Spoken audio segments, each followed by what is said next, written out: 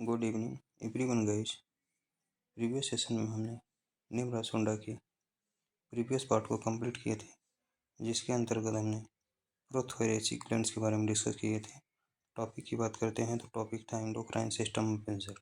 इस सेशन में हम नेक्स्ट टॉपिक के बारे में डिस्कस करेंगे, जो कि insect growth regulators in pest management से संबंधित है। तो आइए स्टार्ट करते हैं इस सेशन को। First point related to insect growth regulators in pest management. IGR refers to a chemicals, natural and synthetic, that regulate growth in insects are known as insect growth regulators।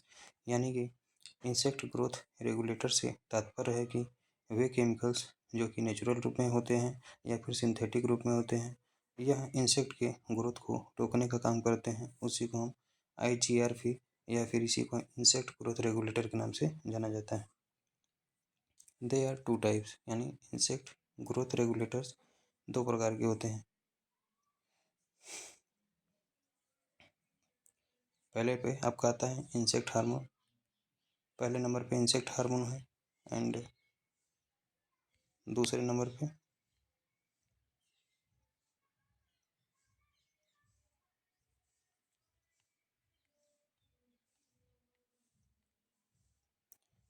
पे insect hormone दिया है and दूसरे number पे chitin synthesis inhibitors दिया है। अब हम बात करते हैं इंसेक्ट हार्मोन्स के बारे में।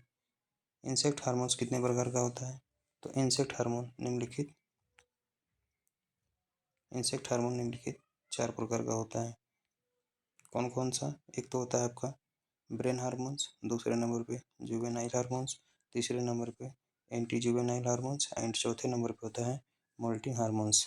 Discuss about brain hormones. What do you mean brain hormones? First point related to brain hormones. It is secreted by neurosecretory cells, जिसे हम NSC के नाम से जानते हैं, and liberated into hemolymph by corpora कार्डिएका। यानी कि ब्रेन हार्मोन्स जो होता है, इसका सिक्रेशन न्यूरोसेक्रेटरी सेल से होता है, जिसे हम NSC के नाम से जानते हैं, एंड लाइब्रेटेड इनटू हीमोलिम्स। और इसका लाइब्रेशन कहाँ पर होता है? तो हीमोलिम्स में होता है। किसके द्वारा? तो कार्पोरा कार्डिएका के द्वारा ऐसा होता है। फिर से ब्रेन हार्मोन से secreted by neurosecretory cells and liberated into haemolymph by corpora allata. यानी कि ब्रेन हार्मोन्स का सिक्रेशन जो होता है वो न्यूरोसेक्रेटरी सेल्स, जिसे हम NSC के नाम से जानते हैं, इसी के द्वारा इसका सिक्रेशन होता है। और इसका लाइब्रेशन या फिर यहाँ से जो ट्रांसफ़र होता है, यह कार्पोरा एलाटा के द्वारा हीमोलिम्स में इसका ट्रांसलेशन या फिर इसका लाइब्रेशन या फिर इसका स्थानांतरण होता है। Second point related to brain hormone, it is known an activation hormone. यानी ब्रेन हार्मोन को ही हम एक्टिवेशन हार्मोन के नाम से जानते हैं। दूसरे नंबर का हार्मोन है जुवेनाइल हार्मोन, जिसे हम शॉर्ट फॉर्म में GH के नाम से जानते हैं। First point related to juvenile hormones, it is terpenes in natures and secreted by corpora allata. यानी कि जुवेनाइल हार्मोन्स जो होता है, यह एक प्रकार के टर्पेन्स नेचर के अंतर्गत आता है। फिर से it is terpenes in nature, यानी नेचर में यह क्या होता है? तो नेचर में यह टर्पेन्स होता है। यानी कि जुवेनाइल हार्मोन्स जो होता है वो नेचर में टर्पेन्स होता है और इसका सिक्रेशन जो होता है कार्पोरा एलाटा के द्वारा होता है। Second point related to juvenile hormones. Second point related to juvenile hormones, it inhibits metamorphosis and keep larvae into juvenile forms। यानी कि जुवेनाइल हार्मोन्स जो होता है, यह मेटामॉर्फोसिस को इनहिबिट करने का काम करता है या फिर रोकने का काम करता है, and keep larvae into juvenile form. और यह जुवेनाइल हार्मोन्स जो होता है वो जुवेनाइल रूप में लार्वा को रखने का काम करता है, यानी कि लार्वा को जवान बनाए रखने का काम करता है। फिर से juvenile hormones, it inhibits Metamorphosis, यानी जुवेनाइल हार्मोन्स जो था वो मेटामॉर्फोसिस को रोकने का काम करता है, and keep larva into juvenile form. और जो लार्वा होता है उसको सदा जवान बनाए रखता है, यानी जवान के रूप में इसे या जुवेनाइल के रूप में या फिर इसे जवान बनाए रखता है। Next point, professor William in 1967 gave the term third generation of pesticide to these chemicals. यानी प्रोफेसर विलियम ने 1967 ईस्वी में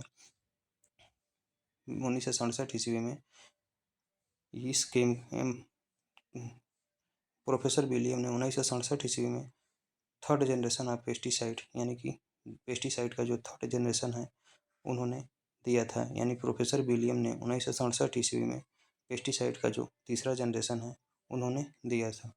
next point, idea of juvenile hormones insecticide given by Williams in 1956, यानी कि जो जुवेनाइल हार्मोन इंसेक्टिसाइड्स का जो idea है यह किसके द्वारा दिया गया था, तो विलियम नामक साइंटिस्ट के द्वारा 1956 ईस्वी में दिया गया था, और इसी को 1967 ईस्वी में प्रोफेसर विलियम के द्वारा ही इसे थर्ड जनरेशन का पेस्टिसाइड कहा गया था।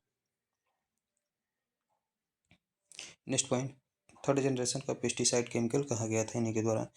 नेक्स्ट पॉइंट दिया है when juvenile hormone is present in high concentration the new cuticles are larvae.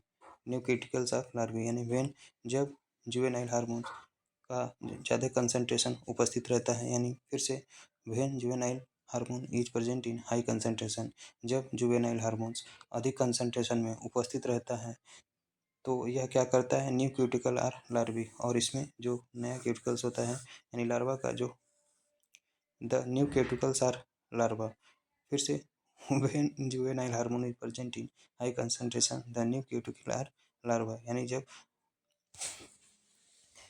Juvenile hormone अधिक कंसंट्रेशन में उपस्थित रहता है तो यह न्यू क्यूटिकल को तो यह न्यू क्यूटिकल इसका न्यू क्यूटिकल लार्वा होता है, यानी इसका जो न्यू क्यूटिकल होता है वो लार्वा होता है। Next point, when juvenile hormone present in low concentration the new cuticle is form pupa. देखो इसमें सेंटेंस मिस्टेक है, फिर से देख लेते हैं। When juvenile hormone is present in high concentration the new cuticle are form larva, यानी कि जब जुवेनाइल हार्मोन्स अधिक कंसंट्रेशन में उपस्थित रहता है तो इसका जो नया क्यूटिकल होता है यह लार्वा को फार्म करता है, यानी लार्वा का फॉर्मेशंस करता है। इसका जो नया क्यूटिकल्स होता है वो लार्वा का फॉर्मेशंस करता है। जबकि when juvenile hormone present in low concentration the new cuticle is form pupa, यानी कि यदि जुवेनाइल हार्मोन्स का लो कंसंट्रेशन यदि उपस्थित रहता है तो यह नए क्यूटिकल्स में प्यूपा का फॉर्मेशन करता है। While adult cuticle is formed in absence of juvenile hormones, जबकि जो एडल्ट क्यूटिकल्स होता है, यानी कि जबकि एडल्ट क्यूटिकल्स जो होता है वो जुवेनाइल हार्मोन्स की अनुपस्थिति में बनता है। फिर से एडल्ट क्यूटिकल जो होता है, यानी कि एडल्ट जो क्यूटिकल्स होता है यह जुवेनाइल हार्मोन्स की अनुपस्थिति में बनता है।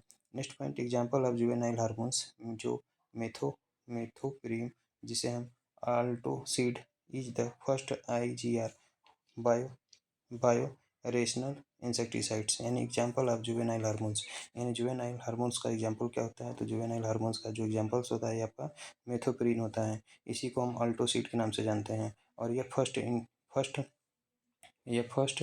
जनरेशन का, यानी इसे क्या कहते हैं, फर्स्ट ग्रोथ रेगुलेटर के रूप में से जाना जाता है। ठीक, इसी को हम फर्स्ट ग्रोथ रेगुलेटर इंसेक्टिसाइड के नाम से जानते हैं। फिर से एग्जांपल ऑफ जुवेनाइल हार्मोन, यानी जुवेनाइल हार्मोन का एग्जांपल क्या होता है, तो मिथोप्रीन होता है, इसी को हम अल्टोसिड के नाम से जानते हैं, और यह प्रथम इंसेक्ट ग्रोथ रेगुलेटर के रूप में इंसेक्टिसाइड को, यानी कि यह प्रथम इंसेक्ट ग्रोथ रेगुलेटर इंसेक्टिसाइड होता है, जो कि प्रथम बायो रेशनल इंसेक्टिसाइड के नाम से भी जाना जाता है। नेक्स्ट पॉइंट, अदर आर फेनोक्सीकार्ब, जो कि लॉजिक होता है प्रोक्सीफेन एडमिरल होता है। फिर से अदर जो एग्जांपल होते हैं, यानी इसके अन्य जो एग्जांपल्स होते हैं जुवेनाइल हार्मोन्स के, इसमें आपका फिनॉक्सीकार्ब आता है जिसका ट्रेड नेम लॉजिक होता है, जबकि दूसरे नंबर पे पायरिप्रोक्सीफेन आता है, इसका जो ट्रेड नेम होता है एडमिरल होता है। तीसरे नंबर का हार्मोन से कौन सा है, तो तीसरे नंबर का हार्मोन है एंटी जुवेनाइल हार्मोन्स, यानी तीसरे नंबर पे आपका एंटी जुवेनाइल हार्मोन्स आता है। First point related to anti juvenile hormones, they inhibit function of corpora allata and biosynthesis of juvenile hormones, यानी कि एंटी जुवेनाइल हार्मोन्स जो होता है यह कार्पोरा एलाटा की फंक्शंस को इनहिबिट करने का काम करता है, और जुवेनाइल हार्मोन्स के जो बायोसिंथेसिस होता है उसको भी इनहिबिट करने का काम करता है। फिर से एंटी जुवेनाइल हार्मोन्स के अंतर्गत कार्पोरा एंटी जुवेनाइल हार्मोन्स जो होता है यह corpora allata and juvenile hormones की बायोसिंथेसिस यानी कि जो एंटी जुवेनाइल हार्मोन्स होता है कार्पोरा एलाटा के फंक्शंस को इनहिबिट करने का काम करता है, और जुवेनाइल हार्मोन्स के बायोसिंथेसिस को भी यह इनहिबिट करने का काम करता है। एग्जाम्पल के तौर पे क्या आता है, तो एंटी जुवेनाइल हार्मोन्स के अंतर्गत पर्कोसेंस आता है।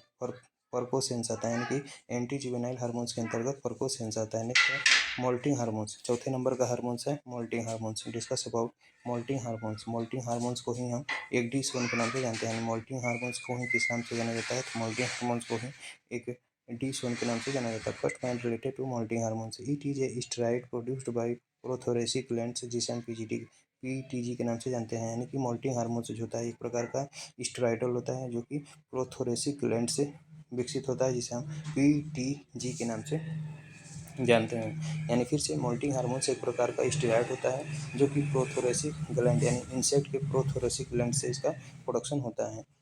Next point, moulting of insect is influenced by presence of moulting hormones, यानी मोल्टिंग हार्मोन्स की उपस्थिति के द्वारा ही जो इंसेक्ट का मोल्टिंग होता है वो इन्फ्लुएंस होता है, फिर बढ़ावा मिलता है। यानी फिर से moulting of insect is influenced by presence of moulting hormones, यानी मोल्टिंग हार्मोन्स की उपस्थिति के कारण ही जो मोल्टिंग इंसेक्ट का जो मोल्टिंग होता है वह इन्फ्लुएंस्ड होता है। Next point related to moulting hormones, in insect cholesterol act as the precursor for biosynthesis of ecdysone, यानी कि इंसेक्ट में जो कोलेस्ट्रॉल होता है यह कोलेस्ट्रॉल जो होता है वो एक डाइसोन के बायोसिंथेसिस के लिए प्रिकर्सर का काम करता है। फिर से इन इंसेक्ट कोलेस्ट्रॉल, यानी कि इंसेक्ट के कोलेस्ट्रॉल में यानी फिर से इंसेक्ट में जो कोलेस्ट्रॉल पाया जाता है यह एक डाइसोन के बायोसिंथेसिस के लिए एक प्रकार से प्रिकर्सर के रूप में काम करता है। नेक्स्ट है सेकेंड टाइप का जो मोल्टिंग हार्मोन है, सेकेंड नंबर का मोल्टिंग हार्मोन कौन सा है, तो पहले नंबर पे इंसेक्ट हार्मोन था और दूसरे नंबर पे क्या है, तो दूसरे नंबर पे काइटिन सिंथेसिस हार्मोन, यानी सेकेंड नंबर पे काइटिन सिंथेसिस हार्मोन, यानी ये सभी जो है इंसेक्ट ग्रोथ रेगुलेटर के अंतर्गत आते हैं। यानी इंसेक्ट ग्रोथ रेगुलेटर के अंतर्गत पहला हार्मोन था इंसेक्ट हार्मोन था, दूसरे नंबर पे काइटिन सिंथेसिस इनहिबिटर्स है, काइटिन सिंथेसिस इनहिबिटर्स है सेकेंड नंबर पे। तो हम बात करते हैं काइटिन सिंथेसिस इनहिबिटर्स में क्या आता है, तो इसी को हम CSI के नाम से जानते हैं। First point related to chitin synthesis inhibitors, they inhibit chitin या फिर क्यूटिकल सिंथेसिस एंड डिपोजिशन, यानी कि काइटिन सिंथेसिस इनहिबिटर्स जो होता है यह काइटिन के सिंथेसिस को इनहिबिट करने का काम करता है एंड काइटिन के डिपोजिशन को भी इनहिबिट करने का काम करता है। फिर से जो काइटिन सिंथेसिस इनहिबिटर्स होता है यह काइटिन के सिंथेसिस एंड काइटिन के डिपोजिशन को इनहिबिट करने का काम करता है। काइटिन को हम क्यूटिकल के नाम से जानते हैं। Second point related to chitin synthesis inhibitors, common examples are as, यानी कि जो काइटिन सिंथेसिस इनहिबिटर्स के जो कॉमन एग्जांपल्स है इसके अंतर्गत आपका ब्यूप्रोफेजिन आता है। ब्यूप्रोफेजिन आता है, इसका ट्रेड नेम क्या होता है, तो अपलाउड होता है, इसका ट्रेड नेम अपलाउड होता है। फिर से इसके अंतर्गत आपका ब्यूप्रोफेजिन आता है जिसका ट्रेड नेम अप्लाउड होता है। यूज्ड अगेंस्ट होमोप्टेरन इंसेक्ट, यानी कि इसका प्रयोग होता है वो होमोप्टेरन इंसेक्ट के विरुद्ध किया जाता है। दूसरे नंबर पे एग्जाम्पल आता है टेफ्लूबेंजियूरान, जिसका ट्रेड नेम नोमल्ट होता है। Used against coleopteran and lepidopteran pest, यानी कि कोलियोप्टेरन एंड लेपिडोप्टेरन इंसेक्ट के अगेंस्ट जो है इसका प्रयोग करते हैं, तो टेफ्लूबेंजियूरान का प्रयोग करते हैं जिसका ट्रेड नेम नोमल्ट होता है। नेक्स्ट एग्जाम्पल, तीसरा एग्जाम्पल है ल्यूफेन्यूरान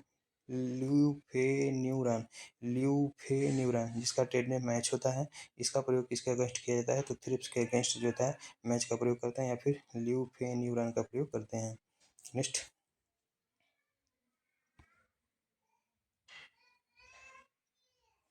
अगला है use of semio chemicals in pest management, यानी पेस्ट के मैनेजमेंट में प्रयोग किए जाने वाले सेमियो केमिकल्स, यानी कि पेस्ट के मैनेजमेंट में प्रयोग किए जाने वाले सेमियो केमिकल्स। तो सेमियो केमिकल्स के अंतर्गत कौन कौन सा आता है, तो सेमियो केमिकल्स का मतलब क्या होता है, what do you mean semio chemicals. Semio chemicals से आप क्या समझते हैं, तो इसके अंतर्गत आता है these are chemicals that convey message between organism or natural chemicals released by an organism that affect the behavior of other individuals, यानी कि सेमियो केमिकल्स का मतलब होता है दे जार केमिकल्स, यानी कि ये दे जार केमिकल्स यानी कि यह एक प्रकार का केमिकल्स होता है that convey message between organism, जो कि ऑर्गेनिज्म यानी विभिन्न प्रकार के ऑर्गेनिज्म के बीच में यह मैसेज को कन्वे करने का काम करता है। और नेचुरल केमिकल्स या फिर इसी को हम नेचुरल केमिकल्स के नाम से जानते हैं, रिलीज्ड बाय एन ऑर्गेनिज्म, और यानी कि वे रसायन यानी कि सेमियोकेमिकल्स एक प्रकार का रसायन होता है जो कि ऑर्गेनिज्म के बीच में जो है मैसेज को पहुंचाने का काम करता है, या फिर इसी को हम अन्य तरीकों से भी कह सकते हैं। यह एक प्रकार का यानी सेमियोकेमिकल्स एक प्रकार का नेचुरल केमिकल्स होता है जो कि ऑर्गेनिज्म के द्वारा ही यह रिलीज्ड किया जाता है, that affect the behaviours of other individuals, जो कि अन्य इंडिविजुअल्स यानी जो अनदर पर्सन्स होता है उसके बिहेवियर को प्रभावित करने का काम करता है, यानी कि अदर ऑर्गेनिजम्स या फिर इंडिविजुअल्स जो होता है उसके बिहेवियर को प्रभावित करता है, यानी कि सेमियो केमिकल्स एक प्रकार का प्राकृतिक रसायन होता है जो कि किसी ऑर्गेनिज्म के द्वारा प्रोड्यूस किया जाता है, और यह रसायन जो होता है किसी अन्य ऑर्गेनिज्म को प्रभावित करने का काम करता है। इसी को हम सेमियोकेमिकल्स के नाम से जानते हैं। Next point, there are two types, यानी सेमियोकेमिकल जो होता है कितने प्रकार का होता है, तो सेमियोकेमिकल दो प्रकार का होता है। एक तो आपका फेरोमोन्स होता है, दूसरे नंबर पे एलिलो केमिकल्स होता है। पहले नंबर पे फेरोमोन्स आता है एंड दूसरे नंबर पे एलिलो केमिकल्स होता है। अब हम बात करते हैं फेरोमोन्स क्या होता है, तो pheromones are intraspecific chemicals, यानी कि फेरोमोन्स जो होता है एक प्रकार का इंट्रा स्पेसिफिक केमिकल्स होता है that secreted by an organism, जो कि एक प्रकार के ऑर्गेनिज्म के द्वारा सिक्रेट किया जाता है to environment and cause specific reaction to recipient of the same species, यानी कि जो फेरोमोन्स होता है एक प्रकार का इंट्रा स्पेसिफिक केमिकल्स होता है जो कि किसी ऑर्गेनिज्म के द्वारा इसका सिक्रेशन किया जाता है जो कि पर्यावरण पर ऑर्गेनिज्म टू इन्वायरमेंट, यानी कि किसी ऑर्गेनिज्म के द्वारा इसका इन्वायरमेंट में सिक्रेशन किया जाता है। फिर से फेरोमोन्स एक प्रकार का इंट्रा स्पेसिफिक केमिकल्स होता है जो कि पर्यावरण या फिर इन्वायरमेंट में किसी ऑर्गेनिज्म के द्वारा सिक्रेट किया जाता है एंड काज स्पेसिफिक रिएक्शंस, और यह एक प्रकार के स्पेसिफिक रिएक्शंस को काज करने का काम करता है।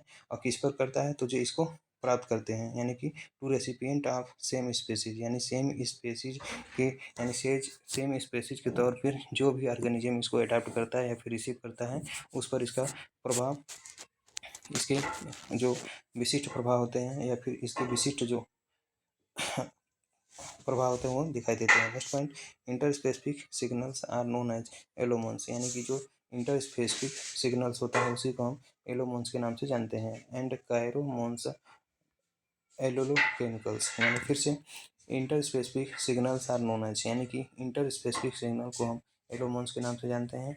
एंड कायरोमोन्स, यानी कि जो इंटर स्पेसिफिक सिग्नल्स होता है इसी को हम एलोमोन्स के नाम से जानते हैं, इसी को कायरोमोन्स के नाम से जानते हैं, या फिर इसी को हम एलिलो केमिकल्स के नाम से जानते हैं, यानी दोनों को मिलाकर एलिलो केमिकल्स के नाम से जाना जाता है। नेक्स्ट हेडिंग इज, अगला हेडिंग है pheromones, discuss about pheromones. Intra specific होता है, यानी कि फेरोमोन्स जो होता है पहले नंबर पे दिया है फेरोमोन्स, यह एक प्रकार का इंट्रा स्पेसिफिक होता है। First point related to pheromones, the term pheromones is coined by Karlson and Luscher in 1959, यानी 1959 ईस्वी में कार्लसन एंड लूस्चर नामक साइंटिस्ट के द्वारा फेरोमोन टर्म को सर्वप्रथम दिया गया था। Next point related to pheromones, pheromones are intraspecific signals that aid in finding of same species members of mates, food and habitat resources, warming up enemies and avoiding competition। फिर से pheromones जो था एक प्रकार का intra specific signals होता है that aid in finding of same species, और इसको जो है सेम ही स्पेसीज पे जो है ऐड किया जाता है, यानी इसको सेम ही स्पेसीज पे प्रोवाइड किया जाता है।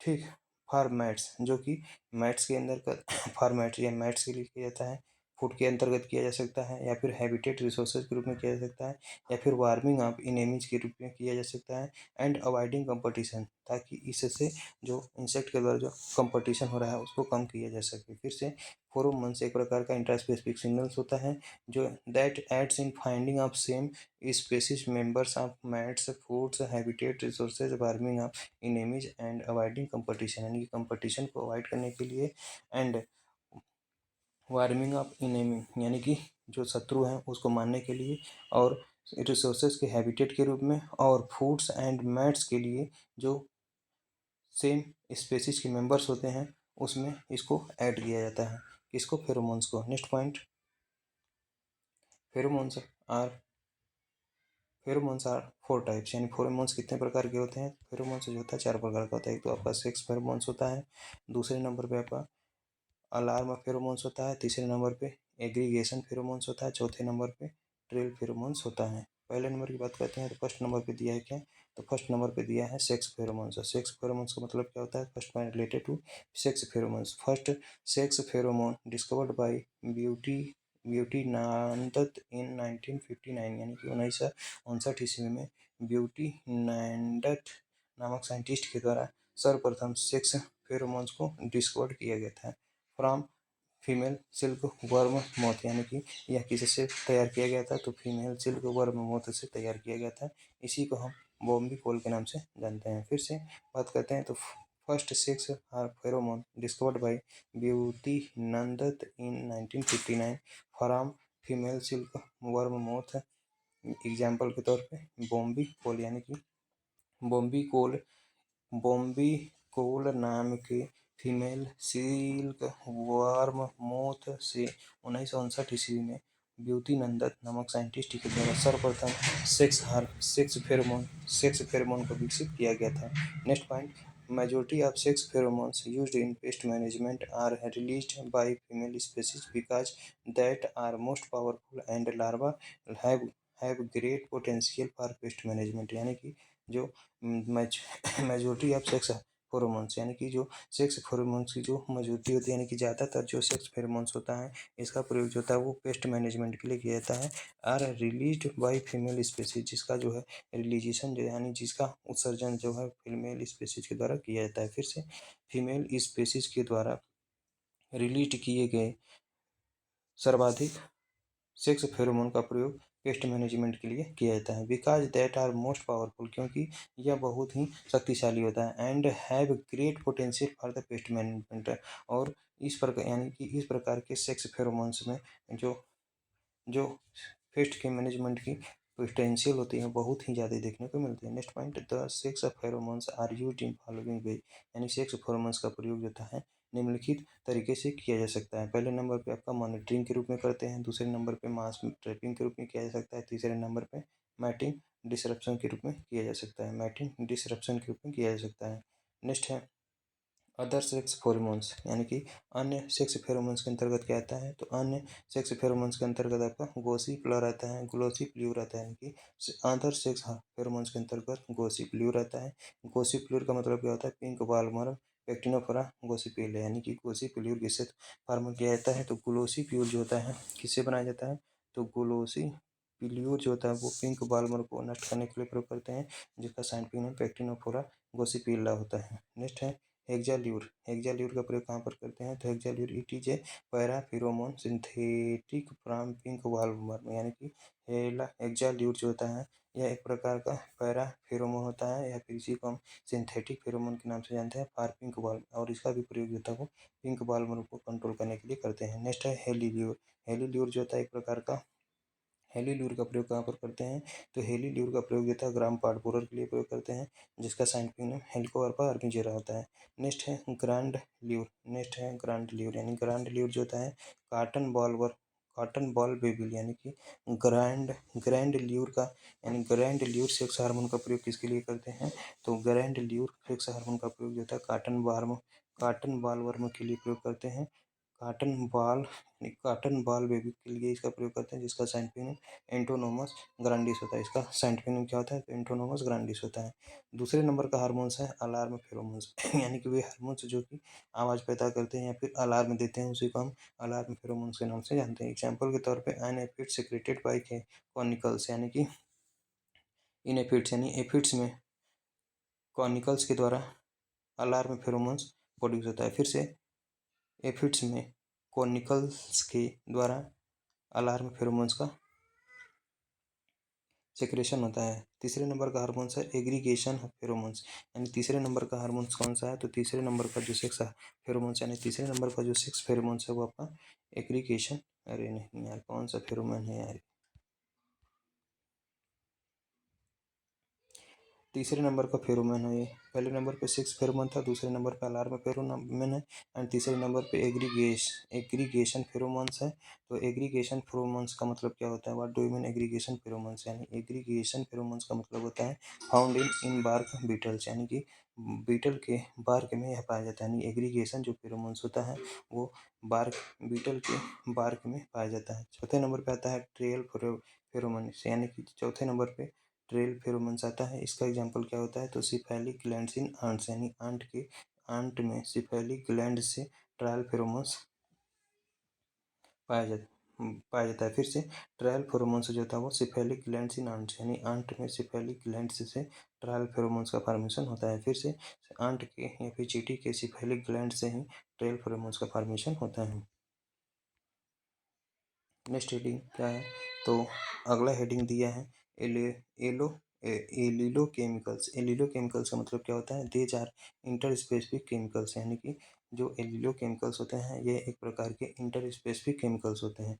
First point related to allelo chemicals, chemical that are secreted by an organism and cause specific reaction to receiver organism of different species, यानी एलिलो केमिकल्स जो होते हैं। फिर से chemical that are secreted by an organism and cause specific reaction to receiver organism of different species, यानी कि वे रसायन जो कि किसी ऑर्गेनिज्म के द्वारा सिक्रेट होते हैं और यह विभिन्न प्रकार के स्पीसीज के यानी रिसीव करने वाले विभिन्न प्रकार के ऑर्गेनिज्म के स्पीसीज पर बहुत ही विशिष्ट प्रभाव दिखाते हैं, उसी को हम एलिलो केमिकल्स के नाम से जानते हैं। फिर से दैट केमिकल्स, यानी that chemicals are secreted by an organism, यानी एलिलो केमिकल्स वे रसायन होते हैं जो किसी ऑर्गेनिज्म के द्वारा ही सिक्रेट किए जाते हैं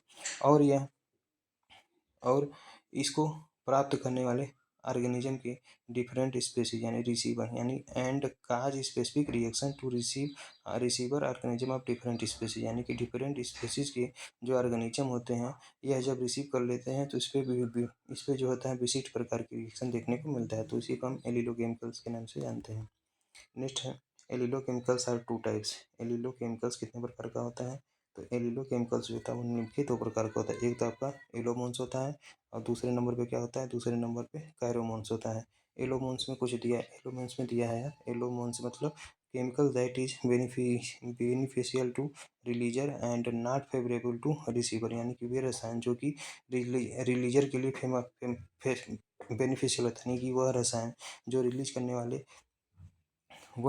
जो रिलीज करने वाले ऑर्गेनिज्म के लिए तो बेनिफिशियल होता है, लेकिन जो इसको रिसीव करने वाला ऑर्गेनिज्म होता है उसके लिए हानिकारक होता है, तो उसी को हम एलोमोन्स के नाम से जानते हैं। जबकि कैरोमोन्स का मतलब क्या होता है, वह रसायन जो कि रिसीवर के द्वारा यानी कि chemical that is favourable to receiver but not to releaser, यानी कि वह रसायन जो कि रिसीवर के लिए तो फेवरेबल होता है लेकिन जो रिलीजर होता है उसके लिए हार्मफुल होता है, तो उसी को हम कैरोमोन के नाम से जानते हैं। नेक्स्ट है इंसेक्ट टेक्सोनॉमी। अगला हेडिंग है क्या, तो next heading is related to insect insect taxonomy. Insect taxonomy, brief history of insect taxonomy. First point related to insect taxonomy. Carolus Linnaeus gave binomial nomenclature in 10th edition of his historical book Systema Naturae in 1758, यानी 1758 ईस्वी में Systema नेचुरे के अपने historical book में 10वें editions में इन्होंने binomial nomenclature का बायोनॉमियल या फिर द्विनाम पद्धति को इन्होंने दिया था। किसने, कैरोलस लिनियस ने, यानी कैरोलस लिनियस ने अपने अपने ऐतिहासिक बुक के 10वें एडिशंस में द्विनाम पद्धति को दिया था जिसका नाम सिस्टमा नेचुरे था, और यह कब दिया था इन्होंने, तो 1758 ईस्वी में दिया था। Hence he called as father of taxonomy, इसीलिए इन्हें फादर ऑफ टेक्सोनॉमी के नाम से जाना जाता है। Next point Aristotle. एरिस्टोटल का जो कार्य था कब था, तो 384 से लेकर 322 बीसी था, जिसे हम बिफोर क्रस्ट के नाम से जानते हैं। Was known as father of biological classification, यानी एरिस्टोटल को हम किसके नाम से जानते हैं, तो एरिस्टोटल को जो है फादर ऑफ बायोलॉजिकल क्लासिफिकेशन के नाम से जाना जाता है। और अरिस्टोटल को किसका पिता कहते हैं, तो अरस्तु को जो है जीव विज्ञान का पिता कहते हैं, और अरस्तु को जो है बायोलॉजी का पिता कहते हैं, जबकि बॉटनी का पिता जो था वो थियोफ्रेस्टस को कहा जाता है। Next point Lionel de Niceville. Discuss about Lionel de Niceville. Lionel de Niceville क्या है, तो was appointed as the first entomologist to government of India in 1901, यानी 1901 ईस्वी में भारत सरकार के द्वारा प्रथम इंटरमोलॉजिस्ट के रूप में लियोनेल डी नाइसवेली को अपॉइंटमेंट किया गया था। Next point H M. Lefroy was appointed as second entomologist in 1903, यानी 1903 ईस्वी में सेकेंड इंटोमोलॉजिस्ट के रूप में एच.एम. लेफ्रॉय नामक साइंटिस्ट को जो है अपॉइंट किया गया था। Next point, Hem Singh Pruthi was the founder of entomological society of India in 1938, यानी 1938 ईस्वी में भारत के इंटोमोलॉजिकल सोसाइटी ऑफ इंडिया यानी कि 1938 ईस्वी में भारत के इंटोमोलॉजिकल सोसाइटी के जो फाउंडर हैं वह हेम सिंह पृथ्वी, जिसे हम एच एस पृथ्वी के नाम से जानते हैं। फिर से, हेम सिंह पृथ्वी, जिसे हम एच एस पृथ्वी के नाम से जानते हैं, was the founder of entomological society of India 1938, यानी कि जो इंटोमोलॉजिकल सोसाइटी ऑफ इंडिया है जो कि 1938 ईस्वी में, फिर से 1938 ईस्वी में हेम सिंह पृथ्वी को इंटोमोलॉजिकल सोसाइटी ऑफ इंडिया का प्रवर्तक या फिर निर्माता है या फिर फाउंडर कहा जाता है। Next point, William Kirby is considered as the father of entomology, यानी William Kirby is considered as the father of entomology, यानी कि विलियम किर्बी को जो है फादर ऑफ इंटोमोलॉजी के रूप में कंसीडर किया जाता है। Next point, first legal law in India was enact DIPA, जिसे हम डिस्ट्रक्टिव इंसेक्ट के नाम से जानते हैं, जिसका एस्टेब्लिशमेंट 1914 ईस्वी में हुआ था। फिर से फर्स्ट लीगल लॉ या फिर जो प्रथम वैज्ञानिक कानून भारत में कौन था, तो भारत का जो इंसेक्टिसाइड के केस में यानी कि इंसेक्टिस इंटोमोलॉजी के अंतर्गत भारत में प्रथम लीगल लॉ का नाम क्या था, तो उसका नाम डीपा था। डीपा का फुल फॉर्म क्या होता है, तो डिस्ट्रक्टिव इंसेक्ट पेस्ट इसका फुल नाम होता है और इसका इस्टेब्लिशमेंट सन 1914 ईस्वी में हुआ था। Next point, the first quarantine institute was established in DPPQS इन फरीदाबाद हरियाणा इन 1946, यानी 1946 ईस्वी में फरीदाबाद के हरियाणा में DPPQ, जिसका फुल फॉर्म होता है directorate of plant protection, quarantine and storage, इसका इस्टेब्लिशमेंट कहाँ पर किया गया था, तो प्रथम क्वारंटाइन इंस्टीट्यूट के रूप में। फिर से 1946 ईस्वी में DPPQ, जिसे हम directorate of plant protection, quarantine and storage के रूप में जानते हैं, इसका इस्टेब्लिशमेंट प्रथम क्वारंटाइन इंस्टीट्यूट के रूप में किया गया था। Next point, insecticide act enacted by the government of India 1968, यानी कि 1968 ईस्वी में भारतीय सरकार के द्वारा सर्वप्रथम इंसेक्टिसाइड एक्ट को जो है इनेक्टेड किया गया था and came into enforced from 1 जनवरी 1969 ईस्वी में। लेकिन यह कार्य करना कब से शुरू किया, तो यह केम इनटू फोर्स, यानी कि कार्य करना यह शुरू किया 1 जनवरी 1971 ईस्वी से। Next point, the totally parasitic insect order is Strepsiptera, but parasitoids that are mainly utilized as crop pest management is belong to insect order Hymenoptera followed by Diptera। फिर से, the totally parasitic insect order, यानी कि insect order का जो totally parasitic insect order कौन सा होता है, तो टोटली पैरासिटिक इंसेक्ट ऑर्डर के अंतर्गत स्टेप्सिप्टेरा आता है, यानी कि टोटली पैरासिटिक इंसेक्ट ऑर्डर के अंतर्गत स्टेप्सिप्टेरा आता है, but parasitoid that are mainly utilised as crop pest management is belong to the insect of an order Hymenoptera followed by Diptera, यानी लेकिन पैरासिटाइड के रूप में मुख्य रूप से किस फसल यानी कि क्रॉप पेस्ट मैनेजमेंट, यानी कि फसलों के पेस्ट मैनेजमेंट करने के लिए मुख्य रूप से किस पैरासिटाइड का प्रयोग किया जाता है, तो यह इंसेक्ट के ऑर्डर हाइमेनोप्टेरा से संबंधित होता है, उसके बाद डिप्टेरा से भी संबंधित होता है। फिर से, the totally parasitic insect order, यानी कि जो टोटली पैरासिटिक इंसेक्ट ऑर्डर के अंतर्गत क्या आता है, तो स्टेप्सिप्टेरा आता है, बट जो पैरासिटाइड होता है that are mainly utilised as crop pest management, जिसका प्रयोग, यानी कि पैरासिटाइड जिसका प्रयोग क्रॉप पेस्ट मैनेजमेंट के लिए मुख्य रूप से प्रयोग किया जाता है, यह is belong to insect order, और यह किस इंसेक्ट ऑर्डर से बिलोंग करता है, तो हाइमेनोप्टेरा बिलोंग से करता है, यानी हाइमेनोप्टेरा ऑर्डर से पूरी तरह से बिलोंग करता है। और इसके बाद क्या आता है, तो डिप्टेरा आता है, यानी कि हाइमेनोप्टेरा के बाद फिर आपका डिप्टेरा आता है, जो कि पैरासिटाइड के अंतर्गत इसके अंतर्गत इंसेक्ट आते हैं। Next point, the smallest insect order is Zoraptera, यानी कि जो सबसे छोटा इंसेक्ट ऑर्डर होता है कौन सा होता है, तो सबसे छोटा इंसेक्ट ऑर्डर आपका जोरोप्टेरा होता है। इट इज प्राइमरी हेमेप्टेराइड ऑर्डर, यानी कि यह एक प्रकार का प्राइमेटी या फिर प्राथमिक हेमिप्टेराइड ऑर्डर के रूप में जाना जाता है। फिर से, द स्मॉलेस्ट इंसेक्ट ऑर्डर की जोरोप्टेरा, यानी कि इंसेक्ट ऑर्डर का सबसे छोटा जो इंसेक्ट ऑर्डर होता है वो आपका जोरोप्टेरा होता है, इसी को हम प्राथमिक हेमिप्टेराइड ऑर्डर के नाम से जानते हैं। Next point, the highly evolve या फिर developed insect order is Hymenoptera, यानी कि हाईली इवॉल्व्ड या फिर डेवलप्ड इंसेक्ट ऑर्डर, यानी कि सर्वाधिक विकसित इंसेक्ट ऑर्डर कौन सा होता है, तो हाइमेनोप्टेरा आता है। नेक्स्ट हेडिंग है फाइलम, इंसेक्ट का फाइलम क्या होता है? तो इंसेक्ट का फाइलम आर्थ्रोपोडा होता है। इंसेक्ट का फाइलम क्या होता है? तो इंसेक्ट का फाइलम आर्थ्रोपोडा होता है। आर्थ्रोपोडा का मतलब क्या होता है? Arthropoda is a Greek word, यानी आर्थ्रोपोडा जो होता है एक प्रकार का ग्रीक वर्ड होता है विच मीन्स सेगमेंटेड लेग्स, जिसका मतलब होता है विभाजित पैर, यानी कि आर्थ्रोपोडा एक प्रकार का ग्रीक वर्ड होता है जिसका मतलब होता है segmented legs. And 97% population of arthropoda are insect, यानी कि आर्थ्रोपोडा आर्थ्रोपोडा आर्थ्रोपोडा फाइलम के अंतर्गत लगभग 97% पॉपुलेशन इसका इंसेक्ट ही होता है। फिर से 97% population of arthropoda are insect, यानी कि आर्थ्रोपोडा के टोटल जनसंख्या का 97% केवल इंसेक्ट ही होते हैं। अब बात करते हैं इंसेक्ट के क्लास का। तो इंसेक्ट का क्लास क्या होता है? तो इंसेक्ट के क्लास के बारे में पहला दिया गया है इंसेक्ट का क्लास। देयर आर 6 क्लासेस, यानी कि इंसेक्ट के निम्नलिखित 6 क्लासेस होते हैं, यानी कि इंसेक्ट के निम्नलिखित 6 क्लासेस होते हैं। पहले भी आपका ओनिकोफोरा होता है, जिसके अंतर्गत पेरीपेटस आते हैं, पेरीपेटस आते हैं। दूसरे नंबर पे क्रस्टेसी आता है, जिसके अंतर्गत क्रैब्स आता है एंड प्रांस आता है। एंड तीसरे नंबर पे डिप्लोपोडा आता है, जिसके अंतर्गत मिलीपेड्स आते हैं। एंड चौथे नंबर पे काइलोपोडा आता है, जिसके अंतर्गत सेंटीपेड्स आते हैं। एंड पाँचवें नंबर पे एरेक्निडा आता है, इसके अंतर्गत टिक्स आता है, माइट्स आता है, स्पाइडर्स आता है। और छठवें नंबर पे हेक्जापोडा आता है, हेक्जापोडा के अंतर्गत इंसेक्टा आर्डर आता है। Among among among these latter two are mainly agriculture importance insecta, यानी कि हेक्सापोडा जो होता है, हेक्सापोडा के अंतर्गत सभी प्रकार के जो इंसेक्ट आर्डर रहते हैं वो देखने को मिलता है।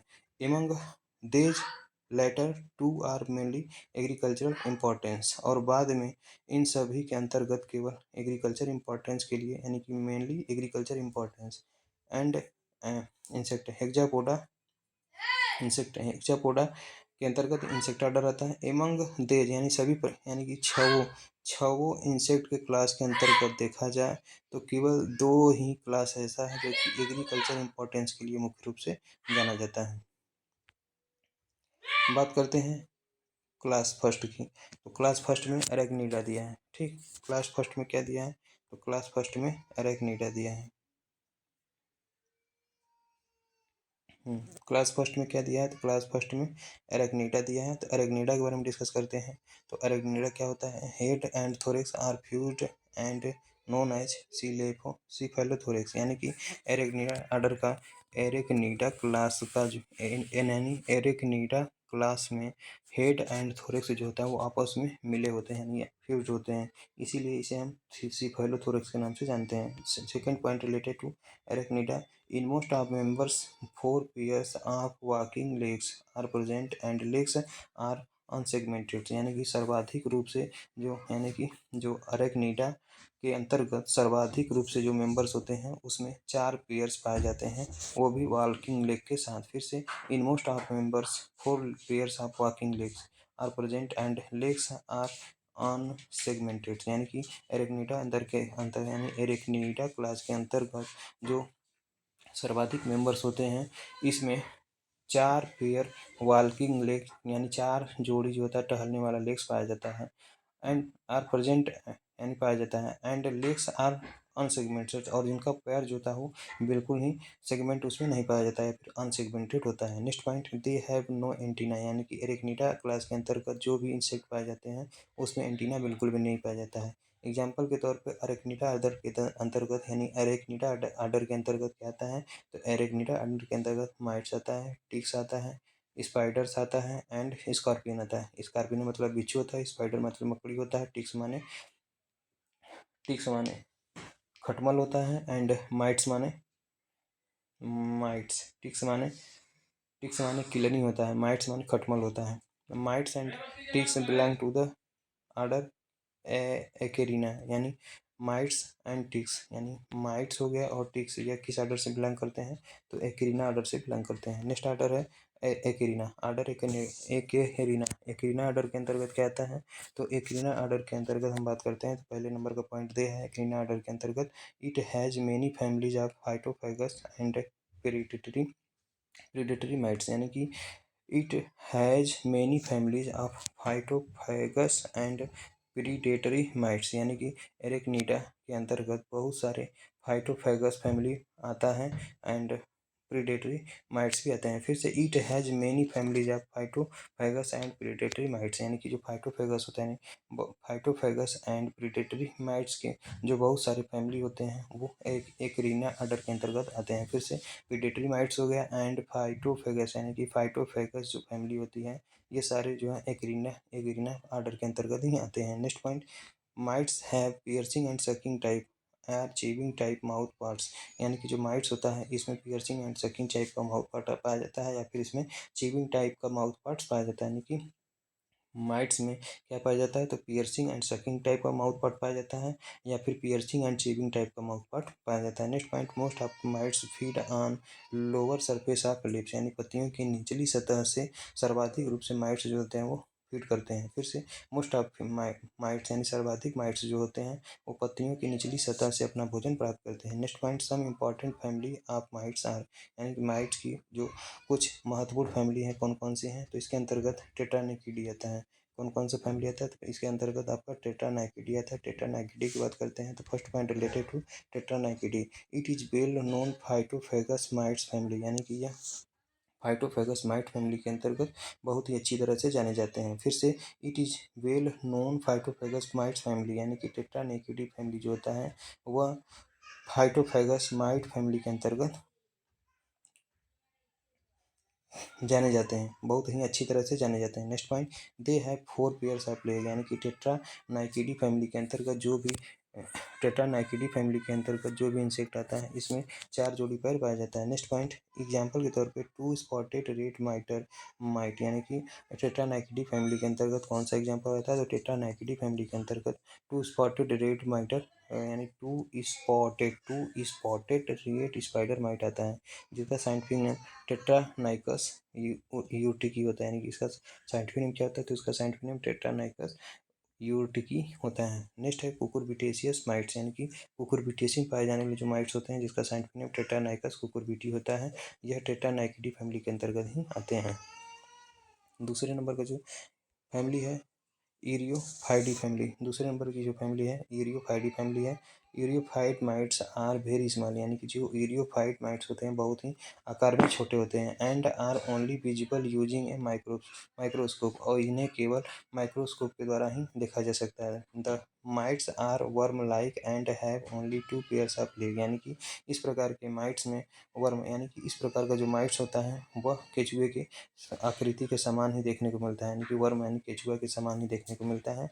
And have only 2 pairs of leg, और इसमें केवल 2 जोड़ी पैर ही पाया जाता है। यानी इस प्रकार के माइट्स में केवल 2 जोड़ी ही पैर पाया जाता है। Next point, some are act as vector for viral disease of plants, यानी प्लांट के वायरल डिजीज के वेक्टर के रूप में सर्वाधिक रूप से यह काम करते हैं।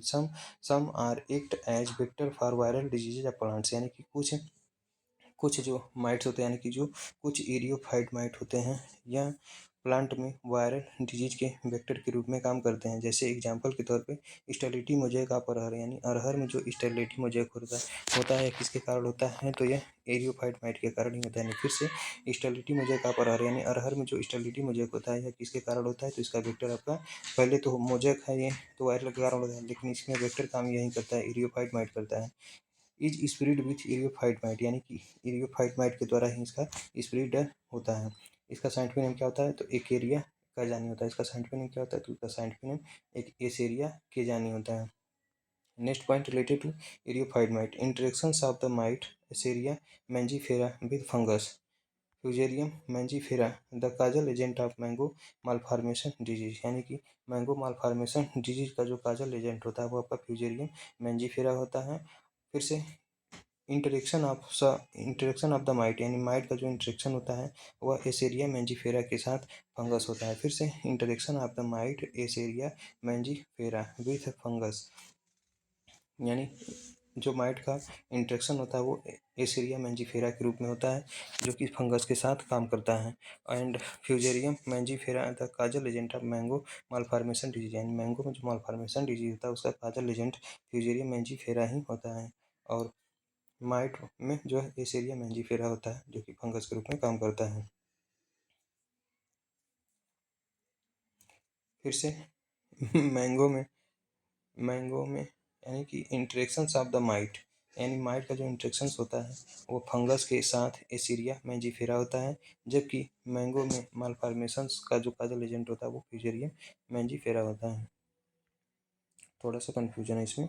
नेक्स्ट है कॉमन एक्रीसाइड्स या फिर माइटीसाइड्स, यानी कि कुछ एक्रीसाइड या फिर माइटीसाइड के उदाहरण यहाँ पर दिए गए हैं। एक्रीसाइड का मतलब क्या होता है, माइट को मारने के लिए जिस केमिकल का प्रयोग करते हैं, या फिर एक्रीसाइड को यानी कि यानी माइट को मारने के लिए जिस हम इंसेक्टिसाइड का प्रयोग करते हैं, यानी कि माइट्स को मारने के लिए जब जिस इंसेक्टिसाइड का प्रयोग करते हैं उसी को हम एक्रीसाइड के नाम से जानते हैं, उसी को हम माइटीसाइड के नाम से भी जानते हैं। पॉइजन दैट किल्स माइट्स, यानी कि माइट्स को मारने के लिए जिस पॉइजन का या फिर जिस जहर का प्रयोग करते हैं उसी को हम एक्रीसाइड या फिर एक्रीसाइड के रूप में जानते हैं या फिर माइटीसाइड के रूप में जानते हैं। फर्स्ट पॉइंट रिलेटेड टू माइटीसाइड्स या फिर एक्रीसाइड्स, इसके अंतर्गत आपका डाइकोफोल आता है।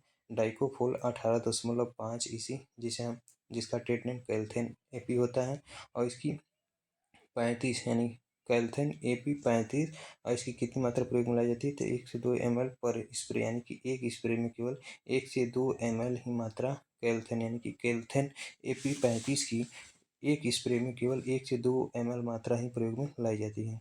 और एक्रीसाइड या फिर माइटीसाइड के अंतर्गत डाइकोफॉल 18.5 ईसी आता है। दूसरे नंबर पर आपका इथियन 50 ईसी आता है, जिसका ट्रेड नेम फोस्मिट होता है, और इसकी कितनी मात्रा प्रयोग में लाई जाती है, तो 1.5 से 2 लीटर प्रति हेक्टेयर के हिसाब से इसका प्रयोग करते हैं। तीसरे नंबर पर सल्फर भी आता है, जो कि माइटीसाइड या फिर एक्रीसाइड के अंतर्गत ही देखने को मिलता है। सल्फर जो होता है वोकोविट 80% WDG @ 1.8 से 2.5 किलोग्राम प्रति हेक्टेयर। इन सल्फर के अंतर्गत वोकोविट इंसेक्टी माइटीसाइड आता है, जो कि 80% WDG के रूप में होता है, और इसकी 1.8 से 2.5 किलोग्राम मात्रा प्रति हेक्टेयर के हिसाब से प्रयोग करते हैं। नेक्स्ट है माइटीसाइड, यानी कि चौथे नंबर पर जो माइटीसाइड है वो आपका प्रोपैचिट है, यानी कि चौथे नंबर का जो एक्रीसाइड या फिर माइटीसाइड है वो आपका प्रोपैरजीट है, जिसकी 57% ईसी यानी जिसकी 57% ईसी या फिर इसी का ट्रेड नेम ओमाइट होता है। 1 से 1.5 लीटर प्रति हेक्टेयर के हिसाब से वेजिटेबल में इसका प्रयोग करते हैं। नेक्स्ट है एवामेक्टिन इसकी जो है एवामेक्टिन की 1.9 ईसी मात्रा 0.5 ml पर लीटर के हिसाब से वेजिटेबल में प्रयोग करते हैं, यानी कि एवामेक्टिन 1.9 ईसी की 0.5 ml मात्रा प्रति लीटर वाटर में मिलाकर वेजिटेबल्स में इसका प्रयोग करते हैं।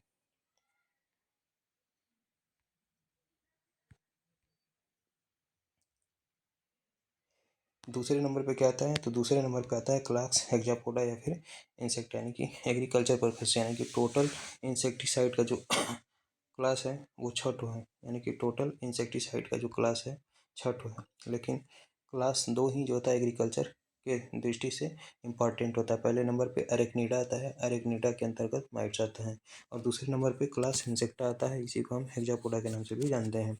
तो आइए स्टार्ट करते हैं इस पॉइंट को। The body is divided into 3 wise head, thorax and abdomen, यानी कि क्लास इंसेक्टा या फिर क्लास हेक्सापोडा का जो बॉडी होता है, यानी हेक्सापोडा का जो बॉडी होता है, यानी कि क्लास हेक्सापोडा या फिर इंसेक्टा क्लास हेक्सापोडा या फिर इंसेक्ट का जो बॉडी होता है यह 3 भागों में डिवाइड रहता है। एक तो आपका हेड में, दूसरा थोरेक्स में, और तीसरा एब्डोमेन पे। Next point presence of single pair of antennae, यानी कि हेक्सापोडा या फिर इंसेक्टा क्लास में एक जोड़ी होता है एंटेनी भी, यानी कि presence of single pair of antennae, यानी कि एक जोड़ी एंटेनी भी उपस्थित रहता है क्लास हेक्सापोडा या फिर इंसेक्टा में। नेक्स्ट पॉइंट थोरेसिक कैरीज, यानी कि thorax carries 3 pairs of legs and generally 2 pairs of wings, यानी कि हेक्सापोडा या फिर इंसेक्टा क्लास के अंतर्गत जो भी इंसेक्ट आते हैं उसके थोरेक्स पे 3 पेयर जोड़ी, यानी कि उसके थोरेक्स पर जो है 3 जोड़ी पैर्स पाया जाता है। जैसे इसमें 3 थोरेक्स होता है, यानी थोरेक्स का भी 3 भाग होता है। एक तो आपका प्रीथोरेक्स, मेजोथोरेक्स एंड मेटाथोरेक्स। प्रीथोरेक्स पे एक जोड़ी पाया जाता है, मेजोथोरेक्स पे एक जोड़ी पाया जाता है, एंड मेटाथोरेक्स पे एक जोड़ी पाया जाता है। And generally 2 pairs of wing, और यह जो 2 पेयर विंग्स होता है यह मेजो मेजोथोरेक्स एंड मेटाथोरेक्स पे 2 जोड़ी पंखे पाए जाते हैं। एग्जाम्पल के तौर पे insect are 77% population of the phylum arthropoda, यानी कि इंसेक्ट जो होते हैं, insects are 97% of total population of the phylum arthropoda, यानी फाइलम आर्थ्रोपोडा के अंतर्गत टोटल पॉपुलेशंस का केवल 97% जो है इंसेक्ट केवल इसी के अंतर्गत आ जाते हैं। फिर से insect are 97% of total population of the phylum arthropoda, यानी फाइलम आर्थ्रोपोडा यानी कि इंसेक्ट जो होते हैं 97% इंसेक्ट जो होते हैं वो फाइलम आर्थ्रोपोडा के अंतर्गत, यानी टोटल पॉपुलेशंस का 97% इंसेक्ट जो होते हैं वो फाइलम आर्थ्रोपोडा के अंतर्गत आते हैं। Next point, what is insect? Insect का मतलब क्या होता है? The insect are tracheate arthropods in which the body is divided into head, thorax and abdomen, यानी कि the insect are tracheate arthropods, यानी कि इंसेक्ट जो होते हैं एक प्रकार के ट्रैकियोट आर्थ्रोपोड्स होते हैं, यानी कि ट्रैकिएट आर्थ्रोपोड। इसका मतलब क्या होता है? इसका रेस्पिरेशन या फिर इसका रेस्पिरेशन जो होता है वो ट्रैकिया के द्वारा होता है, इसीलिए इंसेक्ट को हम ट्रैकिएट आर्थ्रोपोड के नाम से जानते हैं। विच the body is divided into 3 parts, यानी कि वे इंसेक्ट जिसका बॉडी, यानी वह इंसेक्ट जिसका बॉडी 3 भागों में डिवाइड रहता है, यानी कि वह ऑर्गेनिज्म जिसका बॉडी वाल यानी जिसका बॉडी 3 भागों में डिवाइड रहता है, जैसे हेड हो गया, थोरैक्स हो गया, एब्डोमेन, उसी को हम इंसेक्ट के नाम से जानते हैं। नेक्स्ट पॉइंट, नेक्स्ट है मेजर नेक्स्ट कैरेक्टरिस्टिक्स है आपका इंसेक्ट का दूसरा कैरेक्टरिस्टिक था, a single pair of antennae is present and the head bears a pair of mandibles and 2 pairs of maxilla and the second pair fused medially to form the labial, यानी कि वे organism जिसमें एक जोड़ा antennae पाया जाता है और इसमें इसके हेड्स में एक जोड़ा मैंडिबल्स पाया जाता है एंड 2 जोड़ी मैक्सिला पाया जाता है। द सेकेंड पेयर फ्यूज्ड, यानी कि जो मैक्सिला का सेकेंड पेयर होता है वो आपस में ही फ्यूज होता है immediately to form the labial, जो कि आपस में मिलकर ये क्या करता है? तो लेबियल का फॉर्मेशन करता है। फिर से वे ऑर्गेनिज्म जिसमें एक जोड़ी एंटीनी पाया जाता है और और एंड और हेड पर एक जोड़ा मैंडिबल्स पाया जाता है एंड 2 जोड़ा मैक्सिला पाया जाता है। इसके हेड पे 2 जोड़ा मैक्सिला पाया जाता है और दूसरा जोड़ा जो होता है वो आपस में ही फ्यूज्ड रहता है, जो कि लेबियम का फॉर्मेशन करता है। Next point, the thorax carries 3 pairs of legs and usually 2 pairs of wings, यानी कि इसका जो थोरैक्स होता है कैरीज 3 पेयर्स ऑफ लेग्स, यानी कि प्रत्येक थोरैक्स पेयर, यानी कि जो इंसेक्ट का थोरैक्स होता है इसमें 3 पार्ट होता है, प्रीथोरैक्स, मेजोथोरैक्स और मेटाथोरैक्स। तो दोनों थोरैक्स के पार्ट पर जो है 3 जोड़ी पैर पाया जाता है और मेजोथोरैक्स एंड मेटाथोरैक्स पे क्या पाया जाता है? तो 2 जोड़ी पंखा पाया जाता है। Next point, the abdomen is divided up the abdomen is divide up ambulatory appendages, यानी कि जो इंसेक्ट का एब्डोमेन होता है यह यानी the abdomen is divide of ambulatory appendages, यानी कि जो इंसेक्ट का एब्डोमेन होता है इस पे एम्बुलेटरी अपेंडेजेज या फिर एम्बुलेटरी अंग पाया जाता है। And the genital opening is situated near the posterior end of the body, यानी इंसेक्ट के पोस्टीरियर एंड, यानी इंसेक्ट के बॉडी के पोस्टीरियर एंड के पास ही एक जेनाइटल ओपनिंग भी देखने को मिलता है। नेक्स्ट पॉइंट, जो कि मेल में आठवें आठवें एब्डोमिनल सेगमेंट पाया जाता है, जबकि फीमेल में 8वां और 9वां दोनों ही सेगमेंट को मिलाकर फीमेल जेनिटल पाया जाता है। नेक्स्ट है post embryonic developments really direct and Metamorphosis usually occurs, यानी कि post embryonic developments of insect, यानी इंसेक्ट का जो पोस्ट एम्ब्रियोनिक डेवलपमेंट होता है यह कभी कभार डायरेक्ट देखने को मिलता है या फिर कभी कभार यह मेटामॉर्फोसिस के कारण देखने को मिलता है। Next point, the widely accepted classification of insect was given by taxonomist A.D. AIIMS, यानी कि जो इंसेक्ट का इंसेक्ट का जो विस्तृत क्लासिफिकेशन है यह किस टैक्सोनॉमिस्ट के द्वारा दिया गया, the widely accepted classification of insect, यानी कि इंसेक्ट का जो विस्तृत रूप से एक्सेप्ट किया गया क्लासिफिकेशन है यह किस टैक्सोनॉमिस्ट के द्वारा दिया गया है, तो एडी इम्स के द्वारा दिया गया। Next point, according to A D Imms there are 29 insect order, यानी कि अकॉर्डिंग टू एडी इम्स, यानी कि एडी इम्स के आधार पर देखा जाए तो इंसेक्ट के कुल टोटल ऑर्डर 29 होते हैं। Next point, the class insecta has two subclasses, यानी इंसेक्टा क्लास के अंतर्गत दो सब क्लासेस पाया जाता है, जिसमें आपका पहले नंबर पे आता है बी, जिसके अंतर्गत यानी फिर से the class insecta has two subclasses, यानी इंसेक्टा क्लास के अंतर्गत दो सब क्लासेस पाया जाता है। पहले नंबर पे एटेरिकोटा होता है जो कि जिसके अंतर्गत 4 आर्डर आते हैं, एंड दूसरे नंबर पे टेरिकोटा होता है जिसके अंतर्गत 25 आर्डर आते हैं। तो एम्स ने जो क्लासिफिकेशन दिया है किसका, तो इंसेक्ट का, एडीएम्स ने जो इंसेक्ट का क्लासिफिकेशन दिया है इसके अंतर्गत उन्होंने 29 इंसेक्ट का ऑर्डर दिया है। और बात करते हैं दो इंसेक्ट का, यानी क्लास इंसेक्ट का दो सब क्लास होता है जिसके अंतर्गत एटेरिकोटा आता है जिसके अंतर्गत 4 ऑर्डर्स आते हैं, एंड टेरिकोटा के अंतर्गत शेष 25 ऑर्डर्स देखने को मिलता है। Next point, Pterygota further divided into Exopterygota and Endopterygota, यानी कि जो टेरिकोटा होता है, जो टेरिकोटा टेरिकोटा सब क्लास होता है, यानी कि इंसेक्ट का जो टेरिकोटा सब क्लास होता है यह फिर से निम्नलिखित भागों में डिवाइड रहता है, जो कि एक्सोटेरिकोटा एंड इंडोप्टेरिकोटा के रूप में जाना जाता है। अगले नेक्स्ट टेबल में क्या दिया है, तो अगले टेबल में दिया है एक तरफ आपका